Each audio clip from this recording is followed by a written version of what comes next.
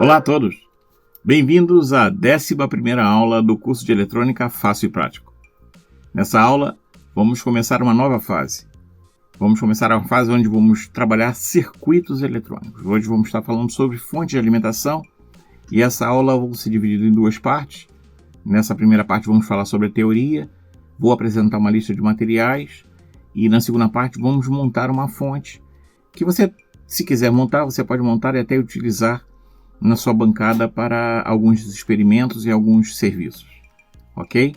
Então, vai ser uma aula um pouco mais longa, eu compreendo isso, mas é interessante que você veja a aula toda para que você possa realmente absorver esse conhecimento passado nessa aula, tá? Se você não é inscrito no canal, peço a sua inscrição, ative o sino de notificações e deixe já o seu like, porque eu tenho certeza que você vai gostar desse conteúdo, tá ok? Agora, sem mais demoras, vamos ao que interessa, a nossa aula. Curso de Eletrônica Fácil e Prático, 11ª aula. Vamos lá? Pau na máquina. Bem, então eu também quero avisar que neste vídeo nós vamos falar apenas da teoria, porque vai ser um vídeo longo, e eu não tenho como fazer muito tempo de vídeo, até mesmo para vocês ficaria muito difícil fazer um vídeo de mais de 1 hora. E na próxima aula, né, nós vamos montar essa fonte que vai ser proposta aqui, tá? No final do vídeo e aí na descrição eu vou colocar a lista de materiais, tá? Se você quiser montar essa fonte junto comigo, às vezes você está precisando de uma fonte, tem os componentes aí, ou até tem que comprar um ou outro componente. Na próxima aula vamos estar montando essa fonte, fazendo essa fonte funcionar, que é uma fonte básica de bancada, que dá para funcionar tranquilamente. Já vimos os indutores, transistores, capacitores, os diodos e resistores. Agora chegou a hora de começarmos a juntar tais componentes para obtermos circuitos completos. E à medida que vamos fazendo isto, vamos recordar e reforçar as características dos componentes usados nos circuitos. Bem, o que eu pretendo agora com esta nova fase do curso? Sim, meu amigo, se você chegou até a 11ª aula, você está agora numa nova fase. A fase que nós vamos falar sobre não somente componentes, mas como componentes e o conjunto deles, ou seja, os circuitos em si. E vamos começar a ver os vários tipos de circuitos e como os componentes funcionam e trabalham nesses circuitos. Fazendo isso, vamos compreender não somente o funcionamento de cada componente, mas o funcionamento do circuito eletrônico como um todo. Vamos lá? Então vamos. O primeiro circuito proposto é uma fonte de alimentação, é uma fonte comum, é uma fonte ajustada, estabilizada, mas muito simples. Por que esse circuito tão simples? Porque eu pretendo que vocês compreendam ainda o funcionamento de cada componente. E eu tendo menos componentes no circuito, fica mais fácil para que a gente possa compreender a função básica. Conforme vamos avançando, vou passar circuitos mais complexos e aí nós vamos vendo mais componentes. Combinado?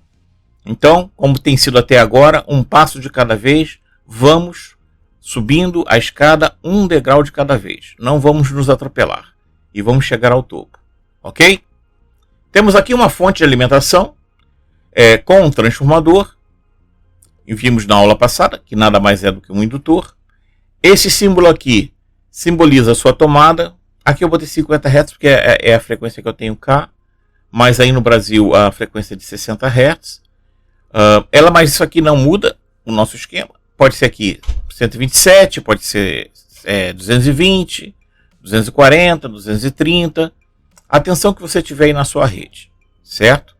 Eu posso até ter uma fonte bivolt, onde eu tenho mais de uma bobina aqui, eu tenho mais uma bobina, e aí eu tenho uma bobina para 127, outra para 230 volts, entendeu? Então, é o que está cá. Aqui eu tenho uma chave, que é um interruptor, liga e desliga. Aqui também eu poderia pôr, desse lado, um fusível, ou insere aqui com a chave um fusível para proteção disso, mas de forma didática isso agora não teria sentido, mas seria expectável que se colocasse aqui um fusível para proteção dessa fonte. Ele pode ter dois até, um aqui no primário e outro aqui no secundário, de preferência aqui depois dos diodos. Sim? Então, o que temos aqui? Uma tensão que entra alta por uma bobina primária no transformador, através da indução e do fluxo do campo magnético, vai ser transmitida para essa outra bobina sem nenhum contato com essa parte, ou seja, isso aqui é um circuito isolado. Esta parte está isolada desta e vice-versa. E há uma queda de tensão. A tensão que está aqui, isso agora não é relevante, porque ainda não vamos fazer os cálculos nessa parte cá. Então, pode ser 12 volts, pode ser 15 volts, 20 volts, 30 volts. Né? O importante é que neste ponto e neste ponto ainda temos corrente alternada, o mesmo tipo de corrente que temos aqui, apenas com uma tensão menor. Aqui vamos dizer que temos 127 ou 220 e aqui temos 15 volts, por exemplo. A única diferença é que a tensão nesses dois pontos é menor do que nesses dois pontos. O transformador fez o trabalho dele.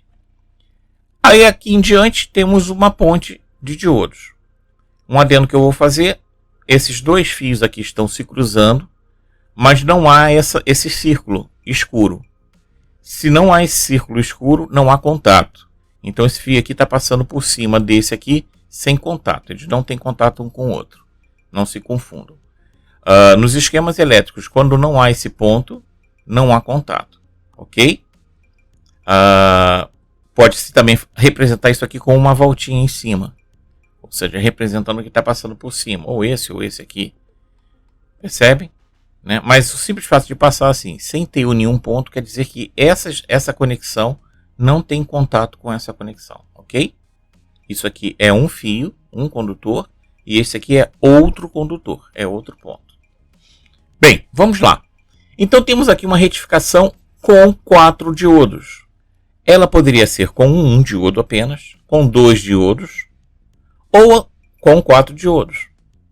São os 3 tipos de retificação que nós temos. Com um só diodo, com 2 diodos ou com 4 diodos.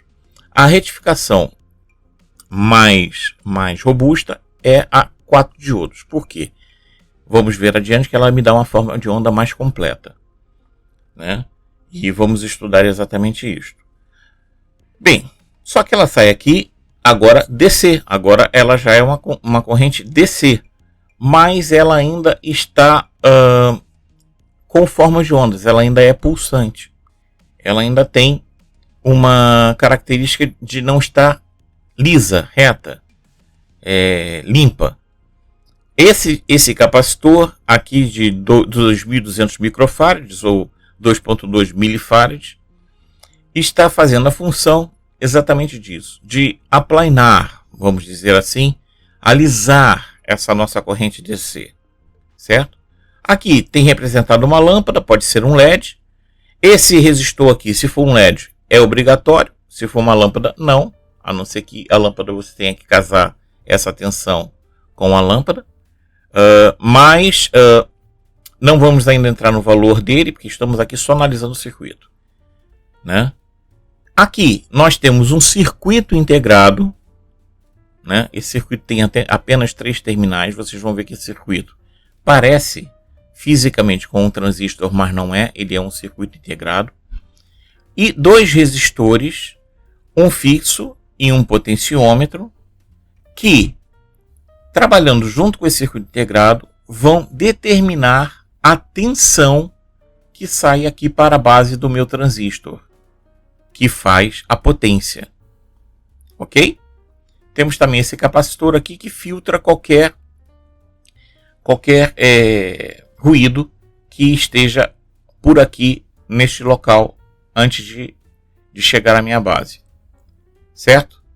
Daqui, já retificada e filtrada, sai a tensão para alimentar o meu coletor, né? E depois de eu ter tensão aqui na base, eu vou ter tensão no meu emissor, porque esse meu coletor vai passar a conduzir e ela vai ser de acordo com a tensão da base, que vai me acionar esta lâmpada. Esta lâmpada aqui já é uma lâmpada de carga, ou seja, pode ser qualquer coisa que você vai ligar a essa fonte.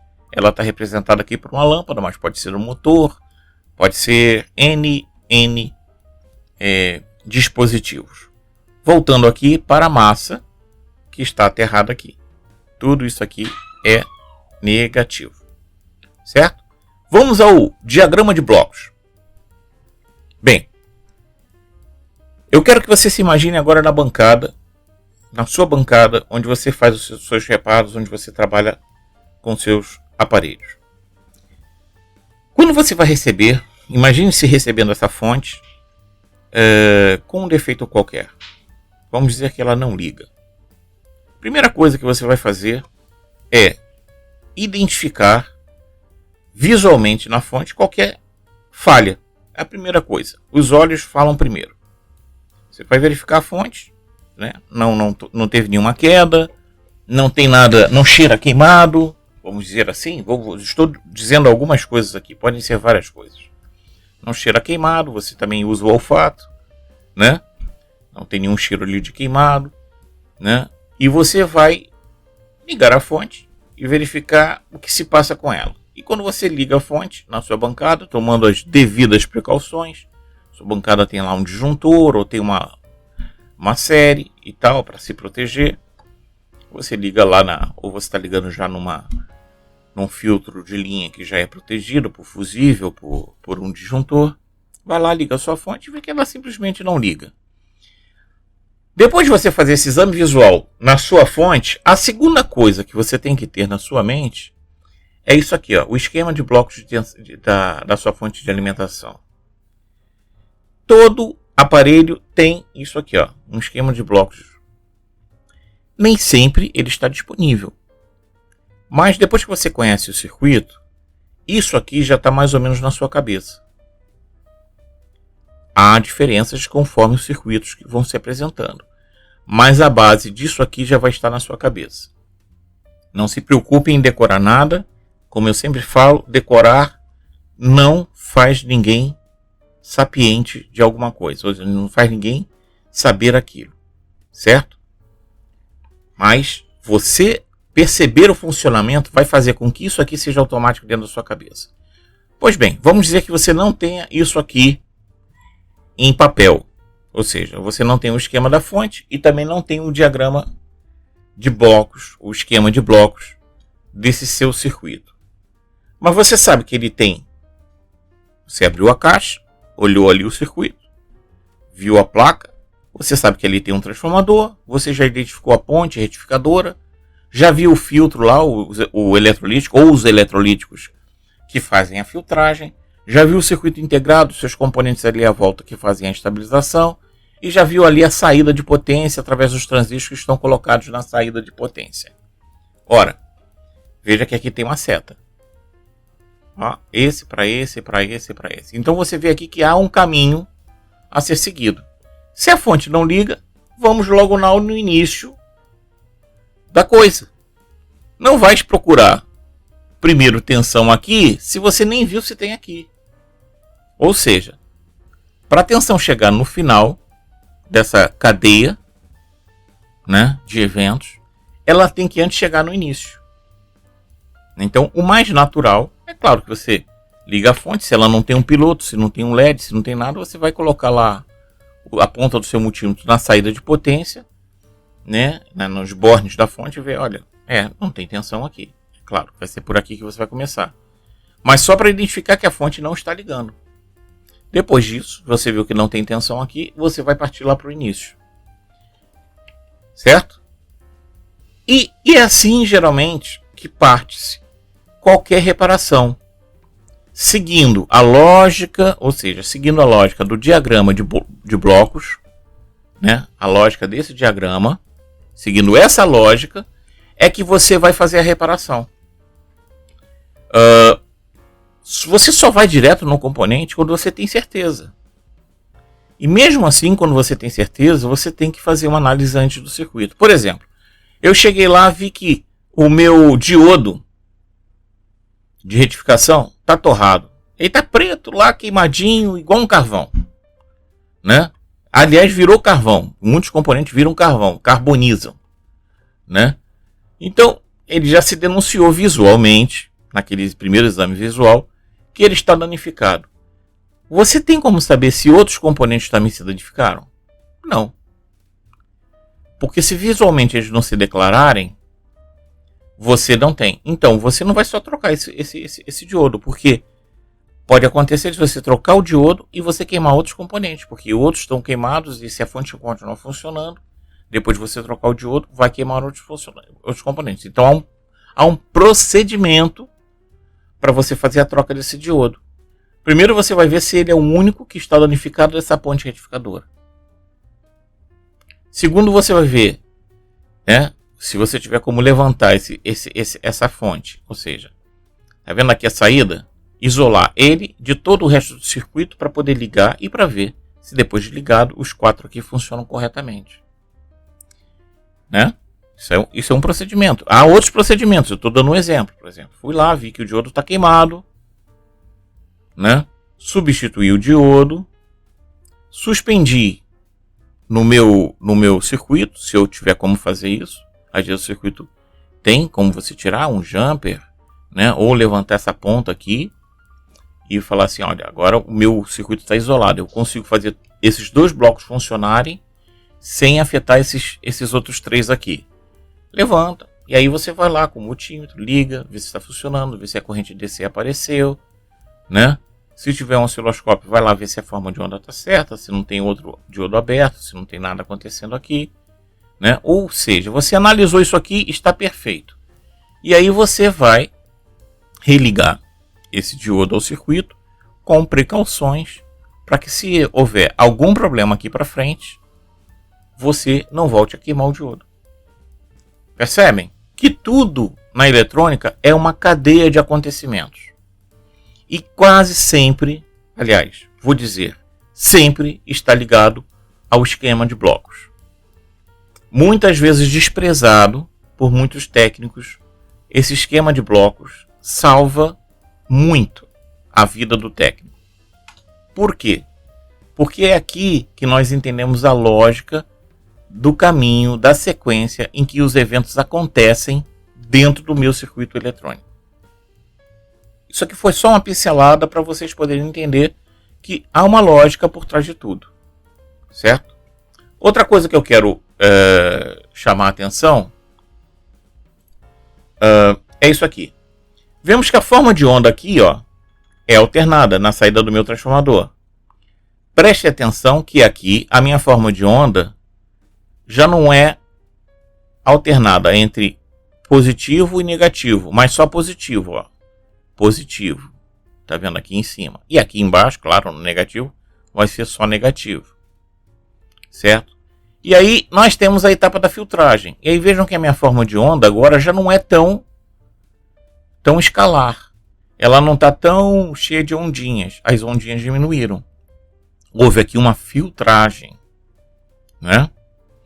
E depois temos nosso circuito de estabilização. E aí vemos que a nossa forma de onda agora é uma linha reta.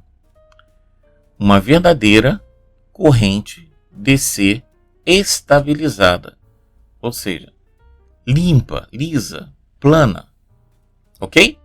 E, por final, temos nossa saída de potência. Certo? Então vamos lá. Esquema de blocos. É a transformação, retificação, filtragem, a estabilização e a potência. São todos assim iguais? Não. Nem todas as fontes são assim. Há fontes que há algumas diferenças. Entendeu? Mas você, com o tempo, não se preocupem em decorar isso. Com o tempo, com a prática, vocês vão ter isso dentro da cabecinha de vocês. Tá bom? Vamos à próxima tela. Vamos falar sobre a transformação. O transformador, nós já estudamos aqui, os indutores, e vimos que o transformador faz uma transformação de uma tensão para outra tensão. Vimos também que ele é um isolante de circuitos, ou seja, o circuito aqui do primário é isolado do circuito do secundário. Certo? Como é que faz isso? Como é que isso acontece? Aqui nós temos uma rede de 230 volts, AC.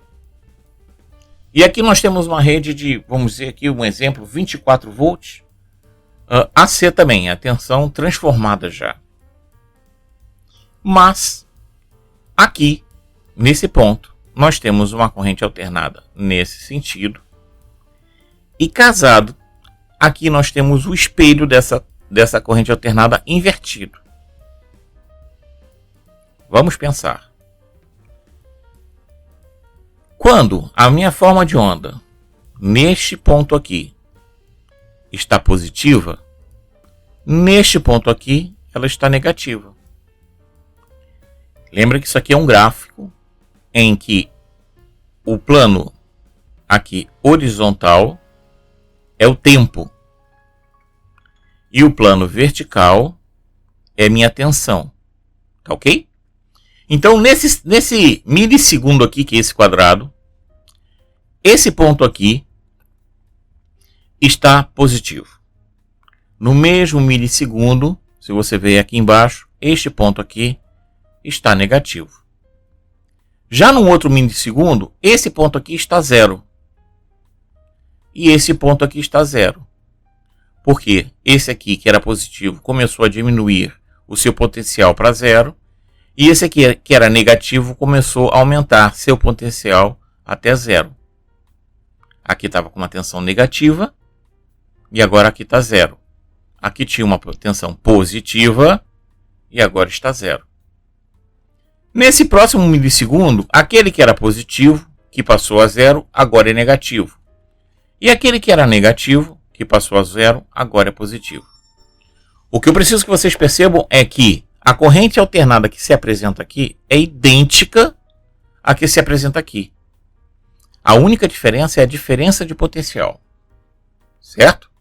Ou seja, aqui eu tenho uma corrente com um potencial diferente daqui. Essa é a função do transformador. Transformar uma tensão de 230 volts para uma tensão de 24 volts, como nós tínhamos visto. Vamos mais um passo.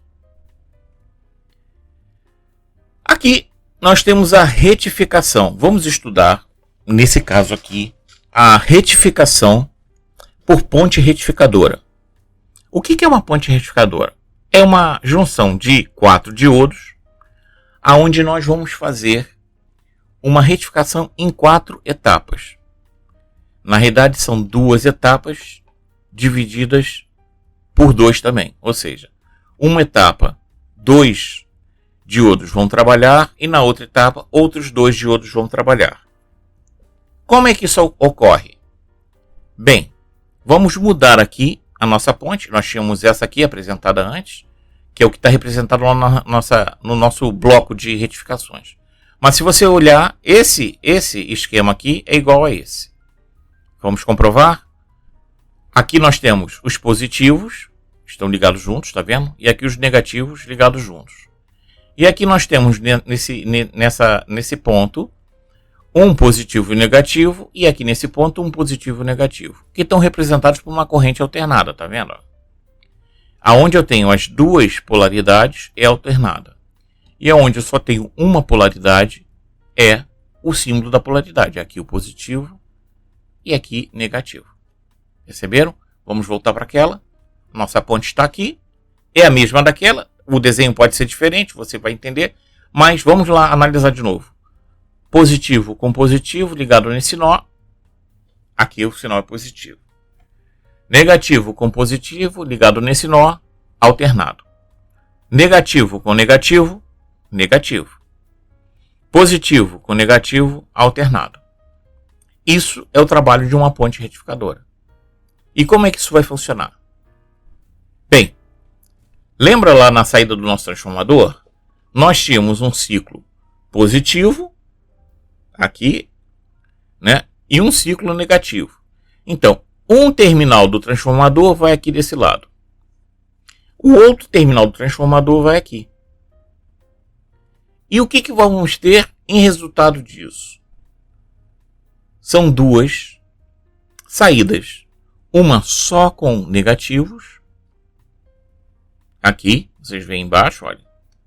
Só com negativos. E outra só com pulsos positivos. Notem que nossos pulsos agora, eles são constantemente positivos e não têm intervalos. E aí, vamos estudar como é que essa mágica acontece. Vamos lá.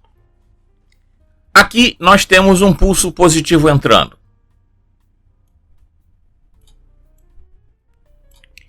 Vamos estudar o primeiro milissegundo, tá? E aqui nós temos um pulso negativo entrando.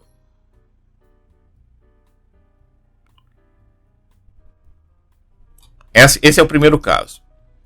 Bom, se ele está entrando negativo aqui, né, ele não vai passar para o positivo. Aqui ele está impedido de passar por esse diodo. Vamos analisar só este aqui agora. Se ele está impedido aqui, nesse milissegundo, ele vai passar então para cá. E aí gerou aqui meu primeiro pulso negativo. Está gerado aqui meu primeiro pulso negativo. Aqui estava entrando positivo, não estava? Naquele mesmo tempo. Ora, ele não tem como passar cá para o negativo, esse diodo impede. Mas nesse mesmo tempo ele pode passar por esse diodo. E está feito aqui o meu primeiro pulso positivo.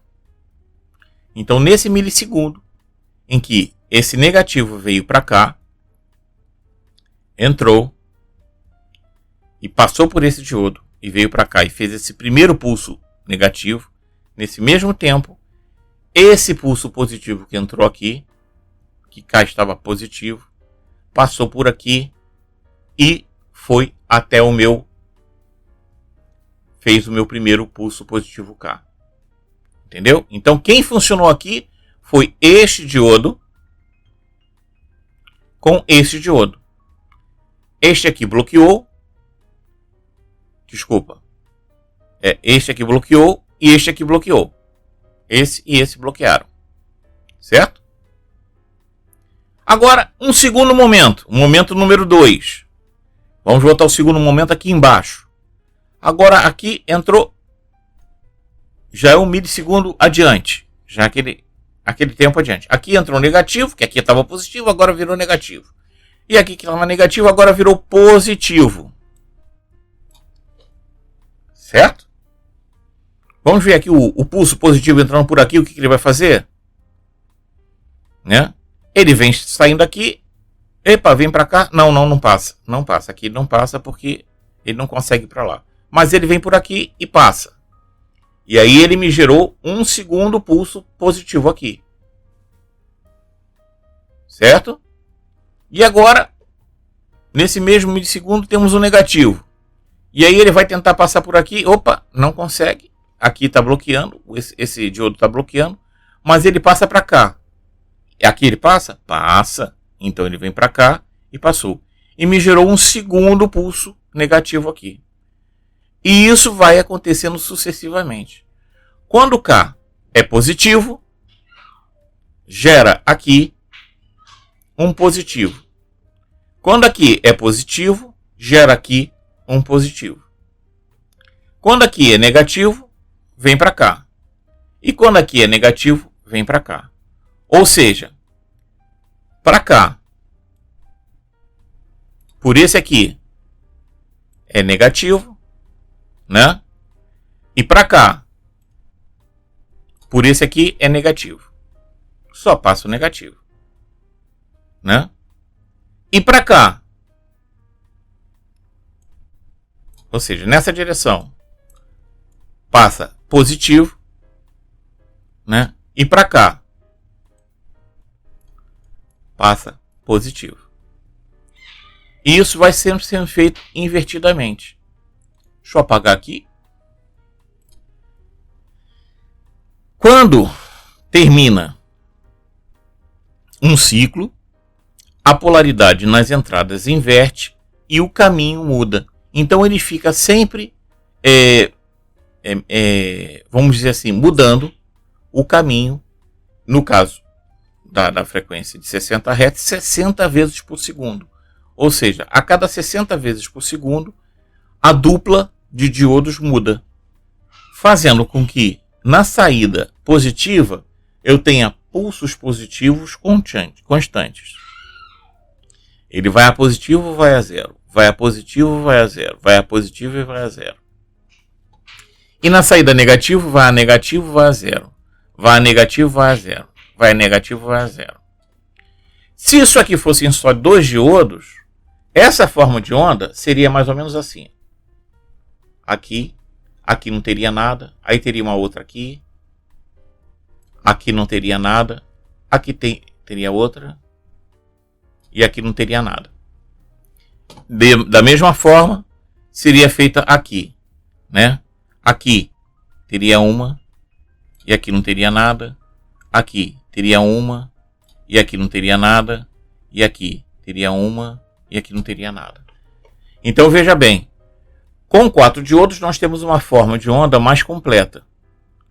Com 2 diodos teríamos uma forma de onda falhada. Ela tem um pulso positivo, um tempo de zero. Pulso positivo, um outro tempo de zero. Ou seja, o filtro, para poder alisar essa fonte aqui, vai precisar de muito mais capacidade.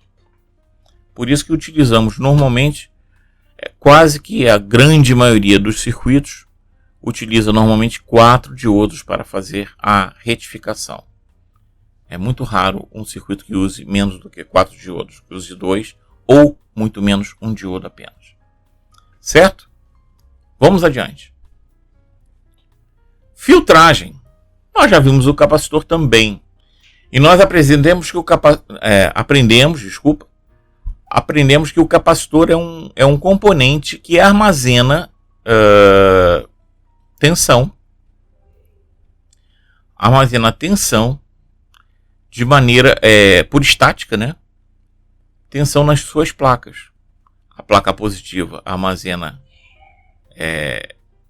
positivo e a placa negativa, negativo.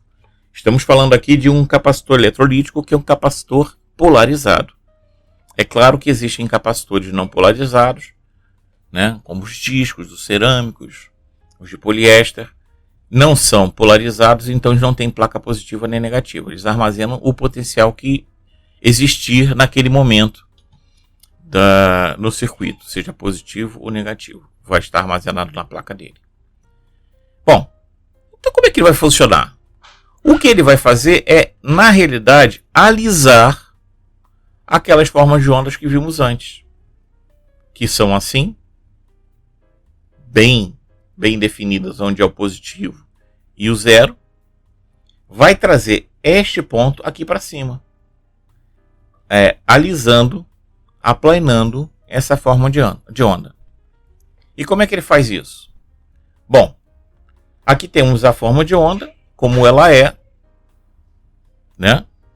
Em vermelho, e em amarelo temos a forma de onda como ela será após a carga do capacitor.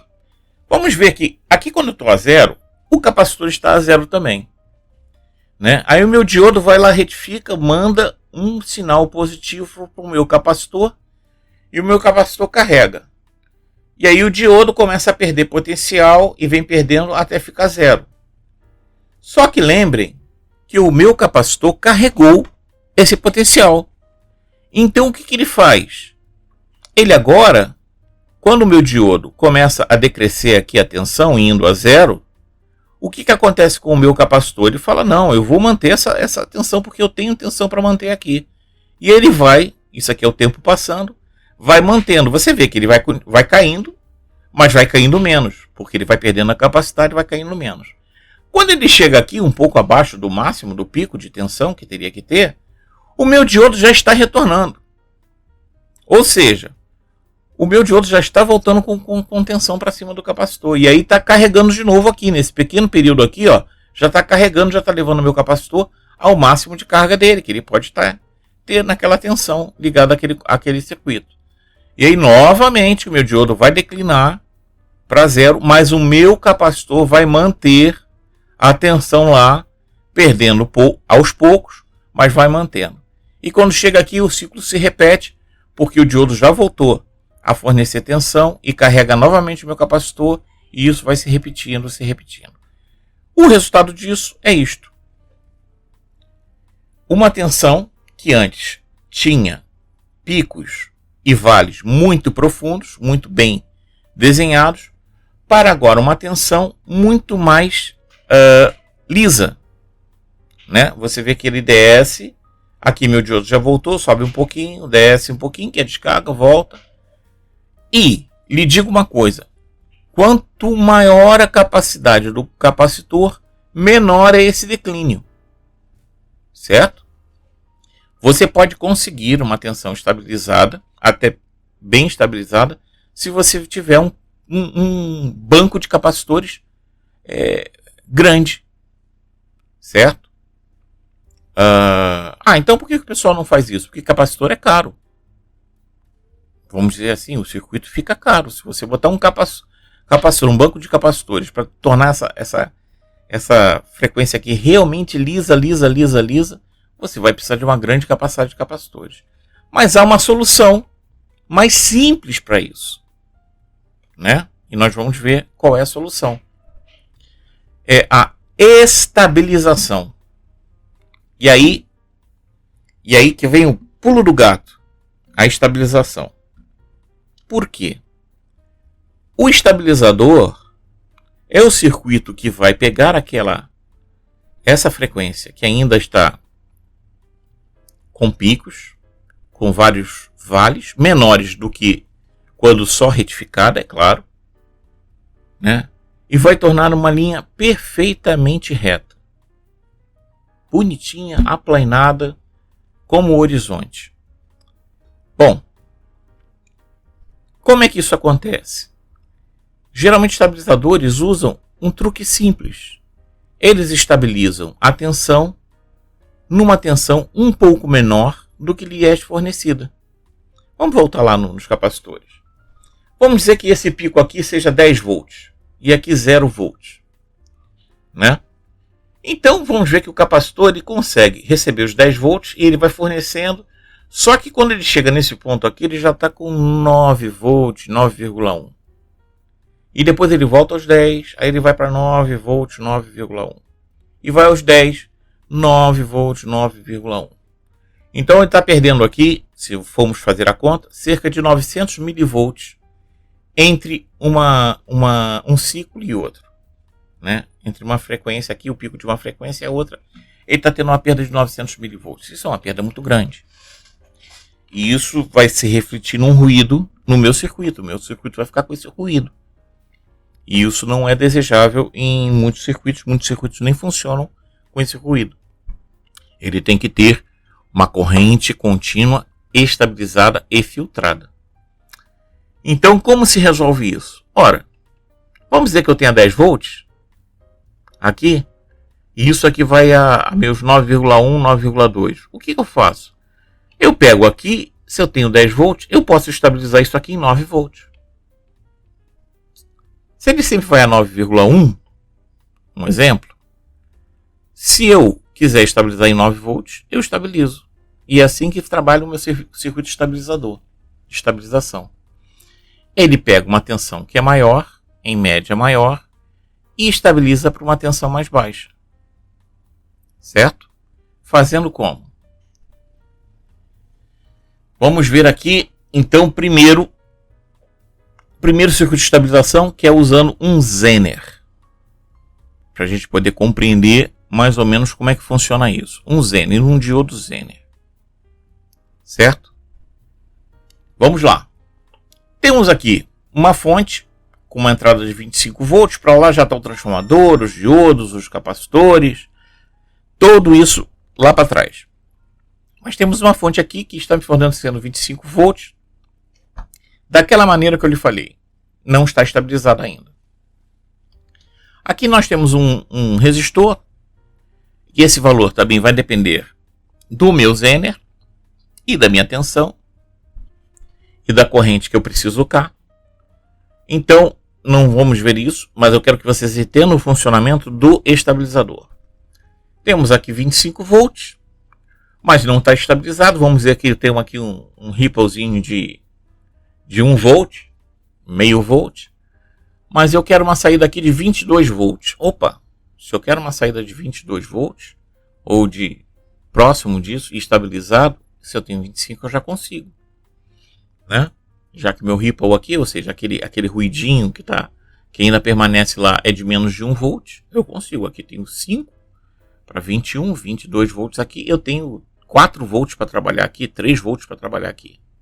E como é que eu faço isso? Meto cá um Zener de 22 volts. E como é que esse Zener funciona? Primeira coisa, para aquele que está aí do outro lado, que é mais observador, vai ver que esse diodo está colocado da maneira invertida. Esse Zener aqui, ele está funcionando como Zener. Se eu inverter, passar essa parte para cá, para baixo, ele vai funcionar como um diodo.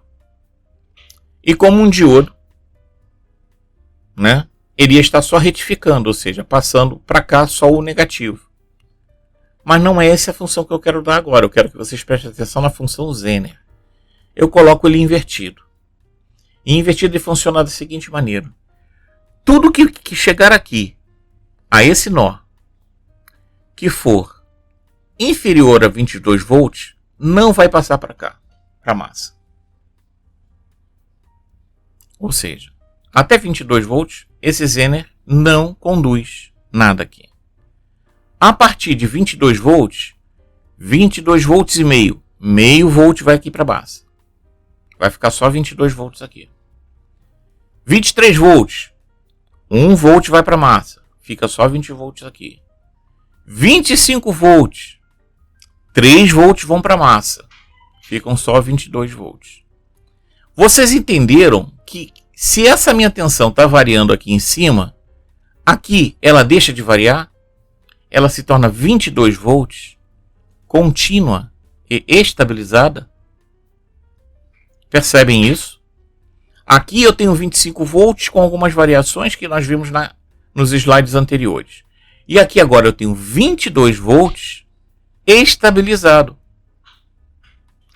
Claro, um problema que o Zener tem é que ele não consegue fazer isso com uma potência alta, né? Tanto é que quando nós vamos comprar um Zener na loja, vamos ter que dar ao vendedor duas informações. A primeira, obviamente, é a tensão do Zener. E a segunda, a potência do Zener. Então, Zener, normalmente, eles trabalham com meio watt, 1 watt. Esse é o padrão normal de Zener. Então, passar daqui para cá mais do que meio watt, 1 watt, não é possível. Às vezes, o Zener maior vai ter uma potência um pouco maior. Mas, ou seja, para trabalhar com altas potências não é possível. Mas, para isso, nós temos aqui um transistor. Ou seja, vejamos aqui. Temos 25 volts. Aí aqui nós temos um resistor que me limita a corrente. E aí esse papel é o do resistor. Proteger o Zener, né? E também o resistor, a base do resistor aqui, certo? Para que aqui eu tenha uma tensão e uma corrente controlada por esse resistor. Ou seja, ele vai promover uma queda de tensão quando a potência aumenta aqui. E isso é sempre proporcional. Por isso que eu estou falando, não botei nem valor aqui nesse resistor, porque como eu não sei também o transistor, né, e eu não sei outras características da saída aqui, eu não tenho como calcular esse resistor. Mas vamos dizer aqui que esse resistor podia ser um resistor aí de 500 ohms, né, 470 ohms. Ele ia me dar uma corrente aqui limitada e ia me dar 22 volts aqui estabilizado. E ia manter essa potência desse Zener aqui por volta lá dos meus 400 miliwatts, 500 miliwatts. Certo? E aí eu teria aqui um Zener de 1 watt. Eu tenho que sempre botar um pouco maior, né? Eu não posso, tem um Zener. Aqui eu vou ter 400 miliwatts. Se você botar um Zener de meio watt aqui, não vai dar certo. Rapidamente ele vai se deteriorar e vai queimar. Tá? Vai virar carvãozinho, igual os diodos lá na nossa fonte no início. Ou seja, essa fonte aqui vai ter 22 volts estabilizado, que vai me passar para essa base 22 volts estabilizado, E esses 25 volts que vão entrar por aqui vão conduzir-se para cá por referência dessa tensão. Olha só, vou ter 20 volts, 22 volts aqui, mas aqui eu vou ter quanto? Se eu tenho 22 volts, se esse aqui é um transistor NPN, uma junção de silício, aqui eu vou ter 21,3 volts estabilizados, provavelmente. Porque a junção base emissor eu vou ter aqui cerca de 0,7 e 0,6 volts em cima dela. Né? Entre essa aqui eu vou ter uma queda de 0,6 e 0,7 volts. Então, aqui eu vou ter 22 volts, certo? E aqui eu vou ter cerca de 21,3, 21,4 volts. Vamos lá? Então, aqui o resistor vai me travar a corrente. O diodo vai me deixar passar para a massa tudo que for superior a 22 volts. E o meu transistor vai garantir a potência nessa tensão já estabilizada. Certo? Temos também um circuito, que é o circuito que nós vamos usar lá, proposto por um circuito integrado. Por que um circuito integrado? Ora, aquele circuito que eu mostrei anterior é um circuito muito simples. Né? Ele, teoricamente, ele funciona daquela maneira, mas existem vários parâmetros que podem causar alguma instabilidade e alguns problemas no circuito. Funciona? Funciona. Mas esse aqui funciona melhor. Ele é mais estável. Ele é mais garantido. Então, por isso que usamos ele. Né? O LM317 é um circuito integrado que tem o valor aí semelhante a um tipo 31, a um tipo 41, que é um transistor comum. Então, esses valores são próximos. Então, não é necessário você usar um circuito enorme, cheio de transistores, capacitores e resistores para fazer o que ele faz. Se eu não me engano, esse CI aqui tem mais de 25 transistores dentro dele. E resistores e capacitores. É um circuito bem amplo, ou seja, ele faz uma boa estabilização. Certo? É bem complexo o circuito aqui dentro. Tá? Então, temos aqui a entrada de tensão, temos aqui a saída e temos aqui o ajuste com referência. Aqui nós temos dois resistores fixos. No caso, se eu quiser uma tensão específica aqui. No datasheet do LM317, nós temos a fórmula para calcular esses dois resistores em relação à entrada, para saber qual é a tensão que vai ter aqui, tá? Mas você pode colocar aqui um transistor fixo e aqui um potenciômetro. Que aí você vai ter essa tensão aqui ajustável, que é o que nós fizemos lá na nossa fonte. Então eu tenho aqui um estabilizador com tensão variável conforme o meu potenciômetro. Eu vario a resistência desse potenciômetro R2 lá no nosso circuito, para variar a saída que está estabilizada aqui no meu LM317. Funciona mais ou menos assim. Certo? A potência, nós já vimos como funciona. Né? Lá eu usei apenas um transistor. Urbano, não dá para usar mais? Dá. Você pode colocar, por exemplo, diodos de proteção. Né? Caso você vá alimentar motores com essa fonte, é bom você colocar diodos de proteção, filtros, pode-se colocar tudo. Mas a intenção aqui agora não é fazer a fonte mais legal, maravilhosa, mais protegida do mundo. É fazer uma fonte simples para vocês poderem entender o funcionamento de uma fonte de alimentação e seus componentes. Certo? Bem, aqui estão os componentes que eu vou usar para montar a minha fonte. Nem todos eles vocês precisam comprar. Por exemplo, o voltímetro amperímetro não é necessário. Né? No caso aqui eu tenho o LED e o resistor que eu coloquei aí para poder identificar que a fonte está ligada. Se você usar esse voltímetro ou amperímetro, não precisa usar o LED, tá? Porque quando liga a fonte, o painel já acende e você já sabe que ele está ligado. Então, mas quem não vai usar ele, é bom usar um LEDzinho e o resistor para o LED. O resistor aqui, para a fonte que eu estou montando, que é de 24 volts, Eu estou usando um LED de 3K, tá? Para o meu LED vermelho. Para outros LEDs, LED branco, geralmente ele tem um valor diferente, vai mudar o teu resistor. E aí você vai ter que... Existem várias calculadoras na internet para você colocar lá o LED que você vai usar, com a tensão, ele vai te dizer o resistor que você tem que usar. Ok? Tem aqui o meu resistor 220R, né? Meu potenciômetro de 5K está aqui. Meu LM 317 está aqui. Você vê que ele parece um transistor. Ele é um encapsulamento TO 220, que é um encapsulamento de transistor, mas isso aqui é um circuito integrado, tá? E o meu TIP 41 que eu vou usar como saída, tá? Tem aqui um dissipador, né? Um dissipador de encaixe que eu vou colocar nele, esse radiador, para poder fazer a dissipação do calor. O meu LM não vou precisar usar dissipador, que como ele vai alimentar a base do transistor, ele vai funcionar com uma corrente menor. Para vocês que vão montar com transformador com menos de 1 ampere, o LM pode funcionar sozinho, é só colocar um dissipador nele. Não precisa o tipo 41, ok?